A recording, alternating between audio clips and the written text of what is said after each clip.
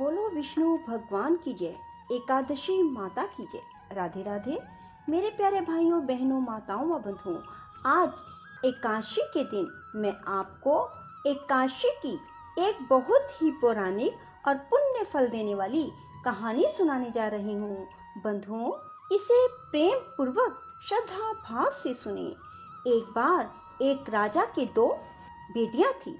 छोटी बेटी एकादशी का व्रत किया करती थी। हर कोई छोटी बेटी की प्रशंसा किया करता था और बड़ी बहन छोटी बहन से ईर्ष्या करती थी।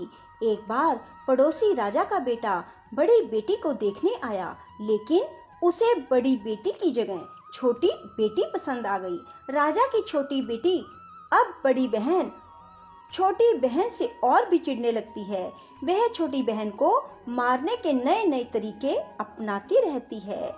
एक बार वह लड्डू में जहर मिलाकर उसे खिलाने की कोशिश करती है और एक बार वह मटके में जहरीला सांप रखकर छोटी बहन के कमरे में रख देती है। एक बार छोटी बहन को पनघट पर पानी भरने के लिए ले जाती है और धोखे से कुएं में धक्का दे देती है, पर हर बार ग्यारस माता उसे बचा लेती है, क्योंकि वह ग्यारस माता के व्रत किया करती थी। बड़ी बहन बहुत परेशान हो गई कि यह तो किसी भी तरह नहीं मरती। तब एक दिन बड़ी बहन छोटी बहन से बोली, मेरी प्यारी बहन, भगवान ने हम सब की मृत्यु किसी न किसी तरह लिखी है। क्या तुम्हें पता है कि तुम्हारी मृत्यु कैसे होगी? बड़ी बहन बहुत सीधी थी। छोटी बहन बहुत सीधी थी। वह बोली, मेरी मृत्यु मेरे पालतू तोते व तोते के गले में जो हार है उसमें अटकी हुई है। यदि कोई मेरे तोते को मारकर उस हार को लेकर पहन ले तो मैं मूर्छित हो जाऊंगी, और फिर उस हार को उतार कर कहीं रख दे तो मैं जीवित हो जाऊंगी। उस रात छोटी बहन अपने पिता के पास गई और बोली, पिताजी, मुझे शक है, यदि मैं मर जाऊं तो आप मुझे जलाना नहीं, आप मुझे हमारे पुराने महल के कुएं के पास झोपड़ी बनाकर खाट पर सुला देना। राजा बोले, बेटी तुम ऐसा क्यों बोल रही हो? 2-3 दिन बाद तो तुम्हारी शादी है। तब छोटी बेटी बोली, पिताजी, समय का कोई भरोसा नहीं। इस तरह शादी वाला दिन भी आ गया। शादी वाले दिन बड़ी बहन छोटी बहन के पालतू तोते को ढूंढती है, पर वह उसे कहीं नहीं मिलता। तभी दरवाजे पर बारात आ जाती है। वरमाला का कार्य संपन्न हो जाता है। फेरों की रस्म शुरू हो जाती है। उधर बड़ी बहन तोते को ढूंढ लेती है और वह उस तोते को मार देती है। वहीं छोटी बहन के 3.5 फेरे राजकुमार के साथ पूरे हो जाते हैं। तभी छोटी बहन मूर्छित होकर गिर जाती है। उधर बड़ी बहन तोते के हार को खुद पहन लेती है। तब फेरों में सभी घबरा जाते हैं। सभी बारातियों में हलचल मच जाती है कि राजकुमारी को क्या हुआ। सब डर जाते हैं। तब राजा वैद्य हकीमों को बुलाते हैं। छोटी राजकुमारी को महल में ले जाकर लिटा दिया जाता है। वैद्य और हकीम राजा से कहते हैं, राजकुमारी ना मरी है ना जीवित है, हमने ऐसा पहली बार देखा है। तब राजा उनसे कहते हैं, बाहर जाकर बोलना कि राजकुमारी बेहोश है, अभी थोड़ी देर में ठीक हो जाएगी। यदि तुम ऐसा नहीं कहोगे तो मैं तुम्हें फांसी दे दूंगा। बेचारे वैद्य हकीम राजा के कहे अनुसार बोल देते हैं। तभी बड़ी बेटी आती है और कहती है, पिताजी, मुझे छोटी बहन के मरने का बहुत दुख है। उससे ज्यादा दुख मुझे आपकी इज्जत का है, जो कि खराब हो जाएगी। आप ऐसा करो कि मेरी शादी राजकुमार के साथ कर दो, तब सब ठीक हो जाएगा, आपकी इज्जत भी रह जाएगी। तब राजा को यही ठीक लगा और राजा ने छोटी बेटी के कपड़े पहनाकर बड़ी राजकुमारी को फेरों में बिठा दिया। पर राजकुमार ने मना कर दिया, कहा कि यह मेरी पत्नी नहीं है। मेरी पत्नी जब बोलती है तो उसके मुंह से फूल झरते हैं। लेकिन सबने समझा बुझाकर उससे 3.5 फेरे लगवा दिए। बड़ी राजकुमारी ससुराल आई तो राजकुमार ना तो उससे बात करते थे, ना उसके हाथ से पानी पीते थे, ना ही उसके हाथ का बनाया हुआ खाना खाते थे। राजकुमार ने मन ही मन सोचा, मैं पता लगा कर रहूंगा कि मेरी पत्नी के साथ क्या हुआ। एक दिन राजकुमार दुखी मन से घोड़े पर बैठकर जा रहे थे कि घोड़ा वहीं जाकर रुका जहां राजकुमारी की अधमरी लाश को रखा गया था। राजकुमार ने मन ही मन सोचा कि घोड़ा यहाँ किस कारण से रुका है, कोई तो वजह है जो यहाँ घोड़ा रुक रहा है। तब राजकुमार घोड़े से उतरकर पुराने महल में गए। वहाँ एक चौकीदार था। राजा ने पूछा, यह महल किसका है? तब चौकीदार ने बताया कि यह महल किसका है। तब राजकुमार समझ गए कि यह पुराना महल तो उसके ससुर का ही है। वहाँ खाट पर कौन सो रहा है? राजकुमार ने चौकीदार से पूछा।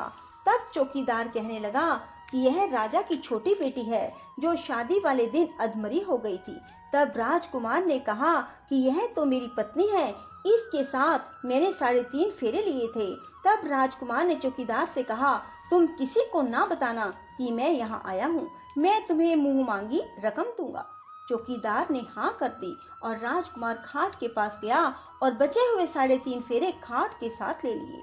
राजकुमार उस दिन वहीं पर रहा और रात को भी वहीं रहा। छोटी रानी रात को खड़ी हो गई। उसने अपने पास अपने पति को देखा तो वह बहुत रोई। राजकुमार ने पूछा, बड़ी अजीब बात है, तुम शादी वाले दिन मूर्छित क्यों हो गई? तुम्हारे पिता ने मेरी शादी तुम्हारी बड़ी बहन से क्यों करवा दी, जबकि मैंने तुम्हारी बड़ी बहन को स्वीकार भी नहीं किया। तब तुम मुझे पूरी बात बताओ। तुम दिन भर तो मूर्छित थी, अब रात को जीवित कैसे हो गई? इसका भी राज बताओ। तब राजकुमारी ने अपने पति को तोते और हार वाली सारी बात बताई। यह भी बताया कि यह बात मैंने अपनी बड़ी बहन को बताई थी। एक बार मेरी बड़ी बहन ने मुझसे मेरी मृत्यु का उपाय पूछा, तब मैंने उसे पूरी बात बताई। मेरी बड़ी बहन मुझसे बहुत ईर्ष्या करती थी। उसने कई बार मुझे मारने की कोशिश की, पर ग्यारस माता ने मुझे हर बार बचा लिया। यह सब मेरी बड़ी बहन ने किया है। तोते के गले में जो हार था वह मेरी बड़ी बहन दिन में पहन लेती है और रात को उतार देती है। इसीलिए मैं दिन में मूर्छित रहती हूँ और रात को जीवित हो जाती हूँ। यदि वो हार मुझे वापस मिल जाए तो मैं हमेशा के लिए जीवित हो जाऊंगी। कोई बहन भी ऐसा कर सकती है? अब राजकुमार छोटी राजकुमारी के साथ वहीं दिन बिताने लगे। बड़ी रानी ने दासियों को भेजकर पता लगाना चाहा कि आजकल राजकुमार दिन रात कहाँ रहते हैं, पर उसे कोई खबर ना लगी। उधर छोटी रानी गर्भ से हो गई। एक दिन छोटी रानी ने राजकुमार से कहा, मुझे चाहे बेटा हो या बेटी, रात में ही हो, दिन में तो मैं मूर्छित रहती हूँ। पर एक दिन राजकुमार को किसी काम से बाहर जाना पड़ा और तभी राजकुमारी प्रसव से हो गई। तब उसने ग्यारस माता को याद किया। तब ग्यारस माता स्वयं आकर उसका प्रसव करवाती है। उसके सुंदर पुत्र पैदा होता है। तभी वहां राजकुमार आ जाते हैं। उसने भी ग्यारस माता के दर्शन किए। ग्यारस माता बोली, ये मेरी परम भगत है, और बोली, जब तुम्हारा बेटा 5 वर्ष का हो जाए तब तुम इसे अपनी पत्नी का हार लाकर पहना देना। देखते ही देखते कुंवर 5 वर्ष का हो गया। बेटा युवराज 5 वर्ष का हो गया। तब राजकुमार अपने बच्चे से कहते हैं कि बेटा युवराज, तुम यहीं रहना, माँ की खाट के पास, मैं शहर से काम निपटा कर आता हूँ। तब बड़ी रानी के दास दासी राजा को वहाँ से आते हुए देख लेते हैं और बच्चे को उठवा लेते हैं। बच्चे के 2 टुकड़े कर दिए जाते हैं। एक टुकड़ा चक्की के नीचे और एक अपने पलंग के नीचे रख लेती है। तब वह ग्यारस माता को याद करती है और ग्यारस माता भीख मांगने के लिए बड़ी रानी के महल में आती है। तब बड़ी रानी अपने दास दासियों के हाथों भिक्षा भिजवा देती है, पर ग्यारस माता कहती है कि मैं तो तुम्हारी रानी के हाथों से ही भिक्षा लूंगी। तब वे जाकर उसे कहते हैं। तब बड़ी रानी खुद उसे भिक्षा देने के लिए आती है। तब ग्यारस माता बिल्ली का रूप बनाकर अंदर जाती है और उसके बच्चे के जो 2 टुकड़े होते हैं उन्हें इकट्ठा जोड़ देती है और उसमें प्राण फूंक देती है और उसे लेकर चली जाती है। राजकुमार कुंवर को लेकर महल में जाते हैं और कहते हैं, रानी, ये बच्चा मेरी दूर के रिश्ते की बहन का है। यदि तुम इसे प्यार से रखोगी तो शायद मेरा दिल भी तुम पर आ जाए। तब बड़ी रानी कुंवर को लाड प्यार से रखती है। तब एक दिन राजकुमार अपने बेटे से कहता है कि तुम अपनी मामी से हार मांग लो, हम ये हार लेकर तुम्हारी माँ के पास चलेंगे, पर ये बात अपनी मामी को मत बताना। कुंवर बोले, मामी मामी, मुझे अपना ये हार दे दो। एक बार तो रानी जवाब दे देती है, पर फिर उसे ये बात याद आती है कि जब राजकुमार ने उसे कहा था कि यदि तुम बच्चे का ध्यान रखोगी तो मेरा दिल तुम पर आ जाएगा। तब बड़ी रानी कुंवर को हार दे देती है। कुंवर उस हार को लेकर अपने पिता को देते हैं आज हम आपके हाथ का बना हुआ खाना खाएंगे। हम आते हैं, तुम खाना तैयार करो।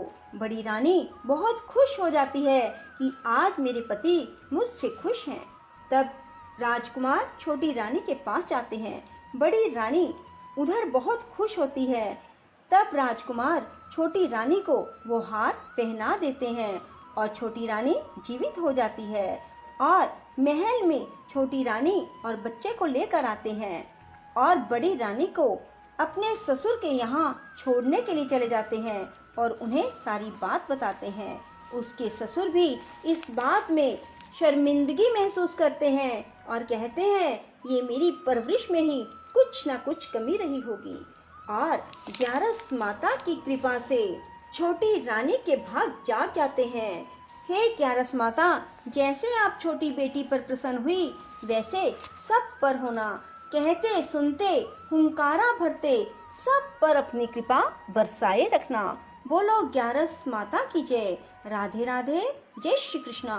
बंधुओं, यदि आपको हमारी वीडियो पसंद आए तो इसे लाइक करें और शेयर भी जरूर करें। साथ ही हमारे चैनल को सब्सक्राइब करना ना भूलें।